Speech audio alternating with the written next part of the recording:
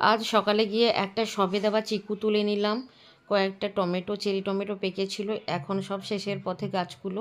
তা সত্ত্বেও কত রকমের ফল সবজি রয়েছে আমার ছাদ বাগানে দেখুন। এই করলাগুলোও তোলার মতো হয়ে গেছে। তো আগামীকাল এগুলো সব হারভেস্ট করব। বাড়িতে অলরেডি প্রচুর সবজি তোলা রয়েছে। তো তাই আজকে বিশেষ কিছু তুলছি না, কিছু ফল তুলে নেব যেগুলো না তুললেই নয়। তো সবেদাটা পাকার মতো হয়ে গেছে। এখানে দেখুন দুটো ডালিম হয়ে আছে। আর পদ্মের গামলায় দেখুন ছোট্ট একটা কুঁড়ি কিন্তু চলে এসছে। এরপর কিন্তু আমার গামলার মধ্যে পদ্ম ফুল ফুটবে। এখানে ঝিঙেটাও বেশ বড় হচ্ছে। আর দেখুন কি সুন্দর শেপের লাউগুলো রয়েছে। আর এখানে রয়েছে বাড়িওয়ান মালটা বা মৌসুম্বি।